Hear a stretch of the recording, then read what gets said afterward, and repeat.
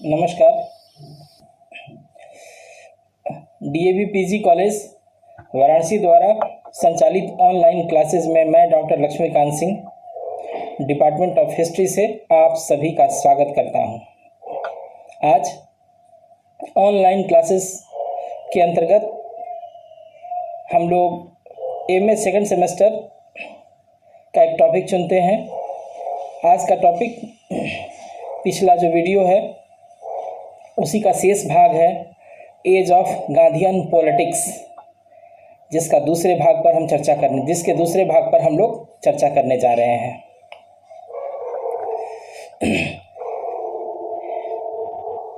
गांधी जी के भारत में आगमन के बाद भारत की जो राजनीतिक स्थिति थी उसमें कुछ बदलाव आया था। अगर हम उदारवादियों की स्थिति देखें तो उदारवादी जनता का विश्वास खो चुके थे।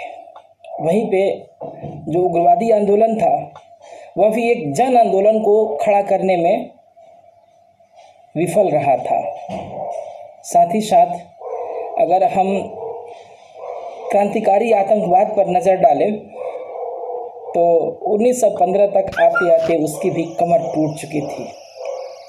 ऐसी परिस्थिति में भारतीय शीर्ष राजनीति में एक शून्यता की स्थिति उत्पन्न हो चुकी थी। ऐसे में गांधी जी का भारत में आगमन हुआ था।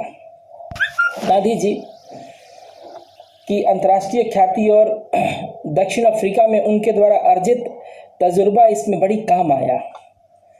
गांधी जी ने दक्षिण अफ्रीका में एक राजनीतिक प्रशिक्षण प्राप्त किया था तथा उनकी अब तक एक पहचान बन चुकी थी। सबसे बढ़कर कई बातों में साउथ अफ्रीका की परिस्थितियां और भारत की परिस्थितियां दोनों एक समान थी। साउथ अफ्रीका भी एक बहुभाषिक प्रदेश था। साउथ अफ्रीका भी एक बहुनस्लीय प्रदेश था।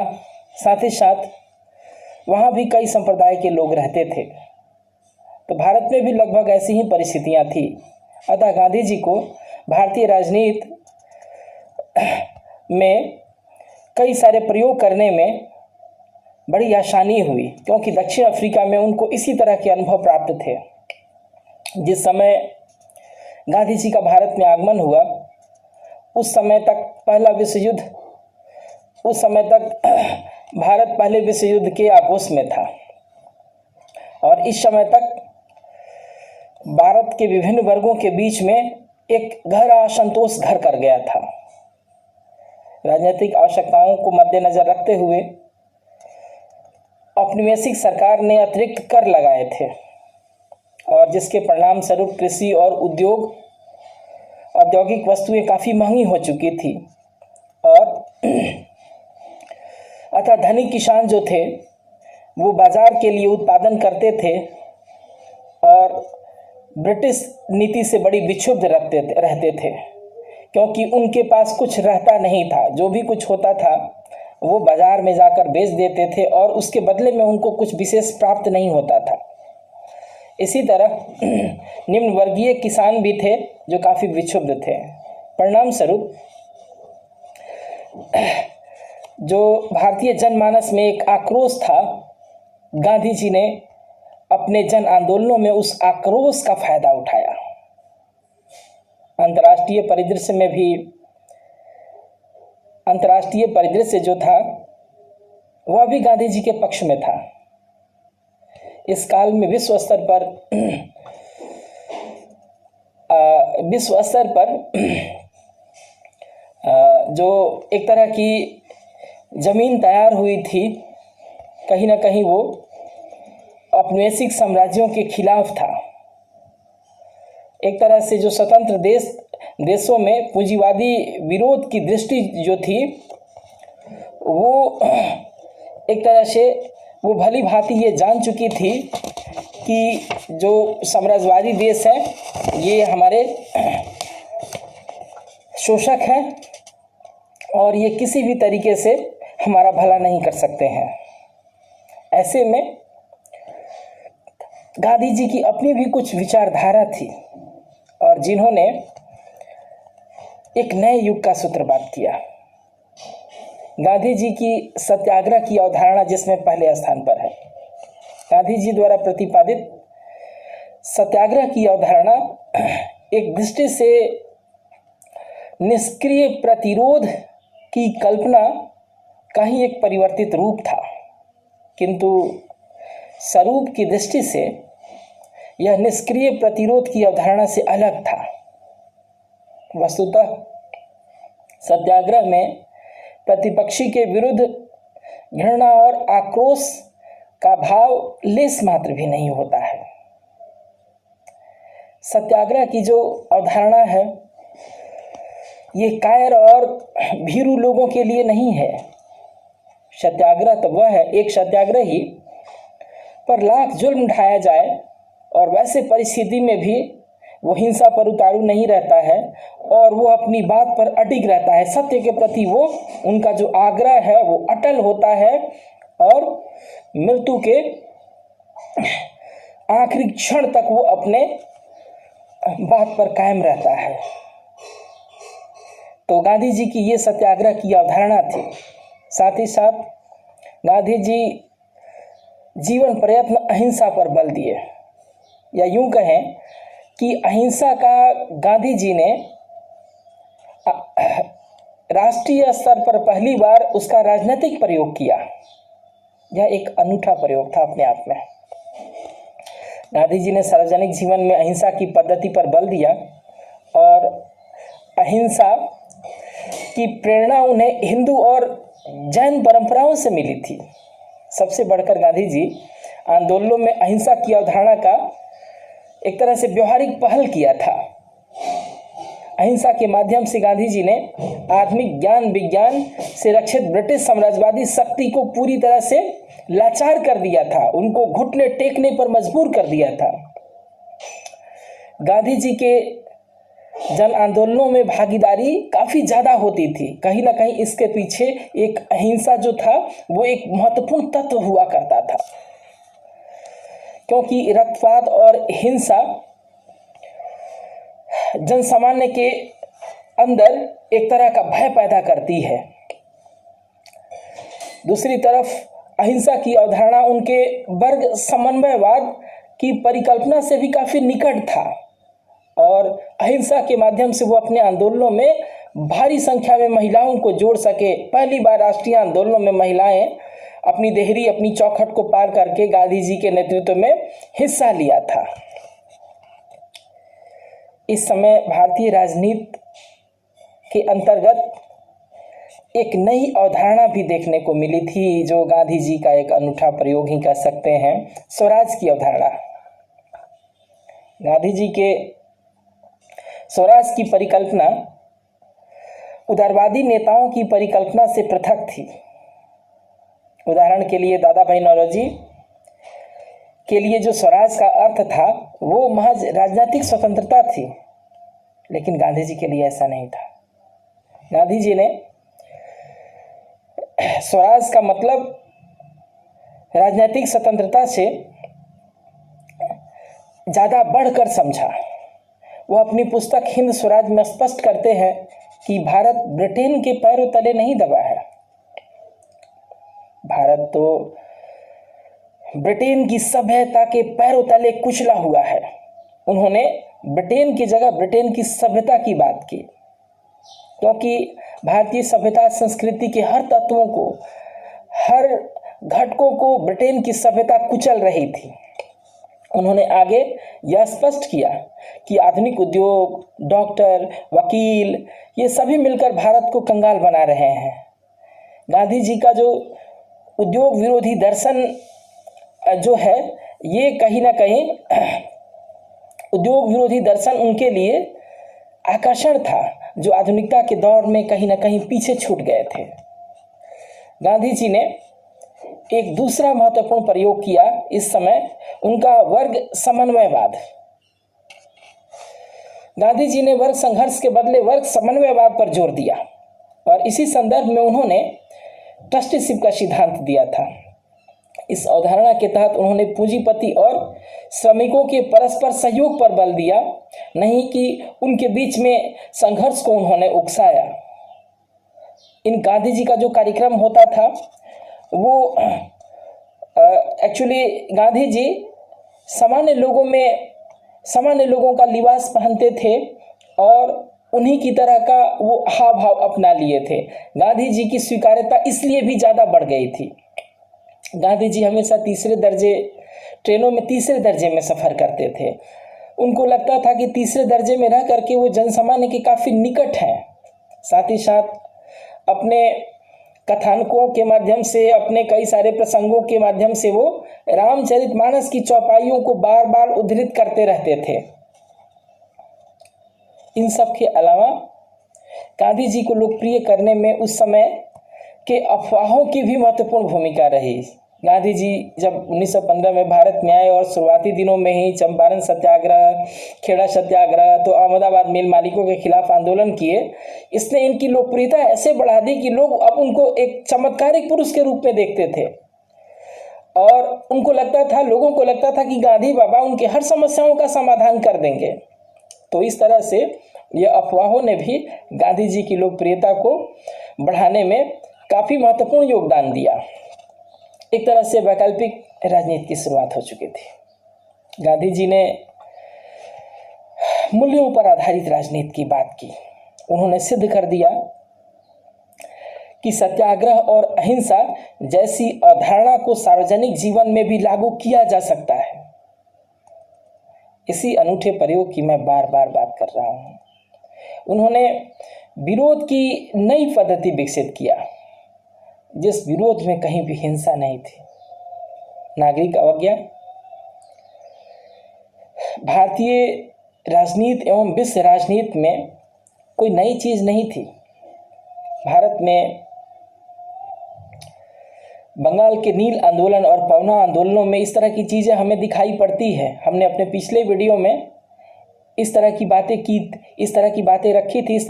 की थी जहाँ पे नागरिक अवज्ञा के तत्व देखे जा सकते हैं। किंतु इस प्रकार आंदोलनों को दबाना राज्य के लिए बहुत आसान था, क्योंकि राज्य के अंतर्गत सैन्य और पुलिस शक्ति राज्य में हिंसा पर एकाधिकार कायम कर रखा था। परंतु अब जब भारत में गांधी जी का आगमन हो चुका है और भारत को एक नई राजनीति और एक नया नेतृत्व मिल चुका है, ऐसे परिस्थिति में सत्याग्रह और अहिंसा पर आधारित इन आंदोलनों को दबाना बहुत मुश्किल था। गांधी जी ने अहिंसक उपकरणों का सहारा लेकर एक आधुनिक राज्य व्यवस्था को चुनौती दी और आधुनिक राज्य विरोध की इस नई पद्धति का सामना करना अंग्रेजों के लिए बहुत आसान नहीं था। अगर हम कुछ दूसरे संदर्भों की बात करें तो गांधी जी के लिए एक बहुत बड़ी सफलता यह थी कि उन्होंने हिंदुस्तान में आकर के कांग्रेस को एक राजनीतिक पार्टी के जगह पर उसको एक आंदोलन में तब्दील कर दिया था। कांग्रेस पार्टी को उन्होंने जनसामान्य से जोड़ दिया था। इसके अंतर्गत कांग्रेस के समाज आधारित राजनीति को इन्होंने जन भागीदारी में या जन राजनीति में इन्होंने तब्दील कर दिया था। गांधी जी जब भारत में आए तो कांग्रेस में एक तरह से इंस्टीट्यूशनल चेंज किया। इन्होंने कांग्रेस की राज्य इकाई तैयार की, कांग्रेस की जिला इकाई तैयार की और कांग्रेस को गांव-गांव से इन्होंने जोड़ा, गांव-गांव से इन्होंने कार्यकर्ताओं को लिया और इस तरह से कांग्रेस को एक वास्तव में एक अखिल भारतीय पार्टी, राजनीतिक पार्टी के रूप में तब्दील कर दिया था। इन्होंने 1920 तक आते आते मेंबरशिप की भी परंपरा शुरू कर दी थी। 54 मेंबर की परंपरा इन्होंने शुरू कर दी थी कि 25 पैसे दे करके कांग्रेस का मेंबरशिप आप ले सकते हैं। एक्चुअली ये एक छोटा सा कंट्रीब्यूशन था, लेकिन इससे कांग्रेस में आपकी रुचि और आपकी भागीदारी सुनिश्चित हो जाती थी। ये गांधी जी की ही सोची समझी तरकीब थी। गांधी जी ने विभिन्न वर्गों को राष्ट्रीय आंदोलन से जोड़ा। गांधी जी बड़ी चालाकी से सभी वर्गों को राष्ट्रीय आंदोलन से जोड़ दिया था, जबकि कई सारे वर्गों के हित परस्पर एक दूसरे से टकराते थे। गांधी जी अपने आंदोलनों में जमींदारों का भी सहयोग लेते थे और किसानों का भी सहयोग लेते थे, जबकि सच्चाई ये है कि दोनों के हित आपस में एक दूसरे से अलहदा है। गांधी जी के आंदोलनों में जितनी भूमिका मिल मालिकों की होती थी, जितनी भूमिका उद्योगपतियों की होती थी, उससे ज़्यादा भूमिका श्रमिकों की होती थी, जबकि परस्पर दोनों के हित तो टकराते हैं ना। गांधी जी के आंदोलनों में कई सारे यूरोपीय लोग भी शामिल थे, अंग्रेज लोग भी शामिल थे।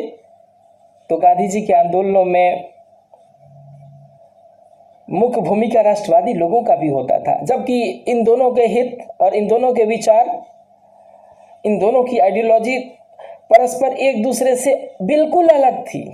यह गांधी जी की राजनीतिक सूझबूझ का परिणाम था कि इस तरह से ये परस्पर विरोधी हितों वाले लोगों को भी एक साथ एक मंच पर ला देते थे, और इस तरह से इन्होंने कांग्रेस को मजबूत किया और भारतीय राजनीति को एक नई दिशा दी, एक नई दशा प्रदान किया।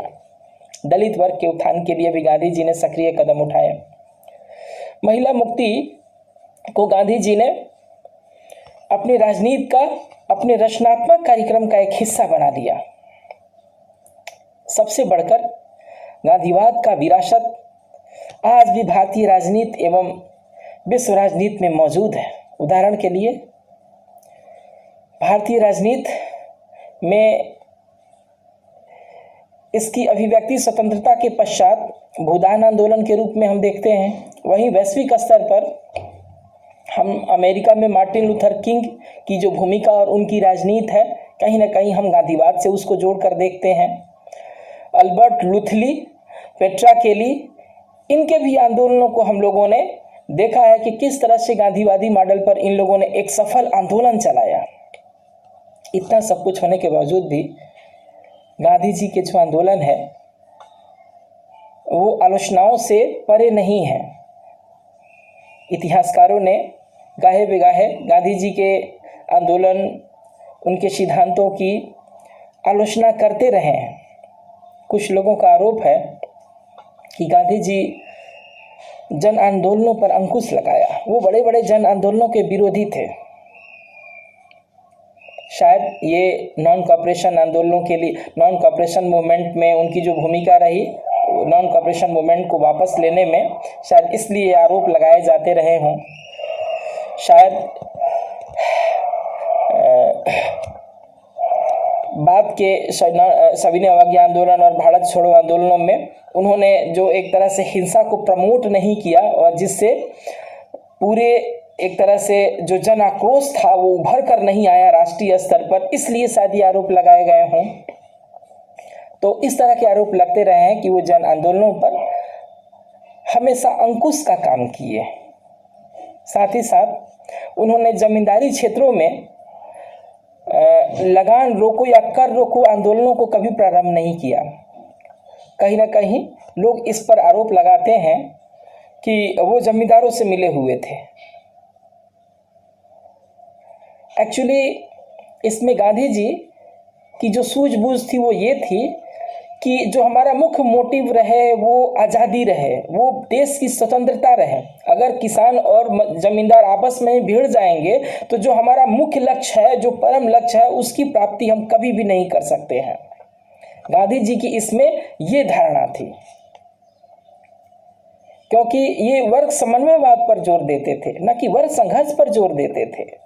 कुल मिलाकर गांधी जी पर यह आरोप है कि गांधी जी ने हमेशा बुर्जुआ वर्ग के हितों को तवज्जो दिया, उनका पोषण किया, क्योंकि उनकी जो अहिंसावादी नीति थी उससे अंग्रेज तो सुरक्षित हो ही जाते थे, देश का जो बुर्जुआ वर्ग या जो धनी वर्ग था या उद्योगपति वर्ग था वो भी सुरक्षित था, क्योंकि अगर मजदूरों की या किसानों की हिंसा भड़कती या हिंसा एक बृहद जनाक्रोश में तब्दील होती तो ये सब लोग असुरक्षित हो जाते। जो उद्योगपति धनी वर्ग है, पूंजीपति वर्ग है और जमींदार वर्ग से लेकर के जो अंग्रेज है, ये सभी लोग असुरक्षित होते। इसीलिए गांधी जी ऐसी बातें नहीं किया।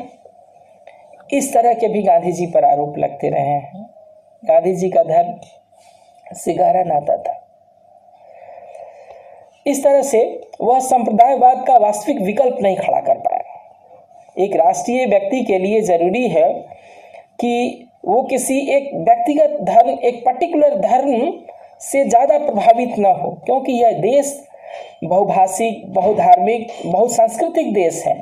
और इसीलिए जब एक राष्ट्रवादी चरित्र को हम खोजते हैं तो उसमें कोई पर्टिकुलर भाषा और धर्म और पर्टिकुलर एक संस्कृति के प्रति आग्रह नहीं होना चाहिए। गांधी जी पर इसलिए ऐसे भी आरोप लगते रहे हैं। साथ ही साथ उनका जो आर्थिक सामाजिक चिंतन था वो मूलतः यूरोपीय ही बना रहा। उदाहरण के लिए उन्होंने जो ट्रस्टीशिप का सिद्धांत दिया, जो ट्रस्टीशिप की अवधारणा थी, उसमें पूंजीपति और श्रमिकों के जो संबंधों को इन्होंने एक व्यवहारिक रूप से निर्धारित नहीं किया। तो इसी तरह से उनका जो हरिजन उद्धार की जो पॉलिसी थी वो भी सभ्यता का जो वास्तविक समाधान, एक्चुअली समस्या का वास्तविक समाधान ये प्रस्तुत नहीं कर पाए, क्योंकि हरिजन उद्धार की नीति से जो अछूतोद्धार था, अनटचेबिलिटी थी, इसमें कोई आमूलचूल परिवर्तन नहीं आया। और अंबेडकर बार बार इस चीज़ की भर्त्सना करते हैं, शिकायत करते हैं कि आप हरिजन उद्धार चाहते हैं लेकिन आपका बेमेल विवाह में विश्वास नहीं है। आप हरिजन उद्धार तो चाहते हैं लेकिन आपका जो एक तरह से सहभोज है, मेल मिलाप वाला खान पान है, उसमें आपका विश्वास नहीं है। अरे जो अछूतोद्धार है, कहीं ना कहीं जो अनटचेबिलिटी है, इसके जड़ में जो मूल है वह तो रोटी और बेटी ही है। एक खान पान और एक शादी ब्याह या परस्पर जो संबंध जोड़ने वाली जो चीज़ें हैं, यहीं पे हम सबसे ज़्यादा जातिवाद, छुआछूत देखते हैं। और ऐसे परिस्थिति में इन्हीं दोनों जगहों पर गांधी जी के विचार जो थे वो ज़्यादा रूढ़िवादी थे। इस बात पर अंबेडकर ने इनका विरोध किया कि आप केवल कहते हैं, जातिवाद का विरोध करने की बात कहते हैं, आप अछूतोद्धार की बात केवल मुंह से कहते हैं, व्यवहारिक स्तर पर या अपने कार्यों में या अपने जीवन शैली में उसको कभी लाते नहीं हैं। तो इस तरह से गांधी जी की भी बीच बीच में आलोचना होती रही है। अभी एज ऑफ गांधीयन पॉलिटिक्स पर हमारे आगे की वीडियो जारी रहेंगी, क्योंकि ये काफ़ी लंबा टॉपिक है। ये एज ऑफ गांधीयन पॉलिटिक्स पर हमारा दूसरा वीडियो रहा। आगे के वीडियो में हम गांधीयन पॉलिटिक्स की चर्चा करते रहेंगे। थैंक यू, धन्यवाद।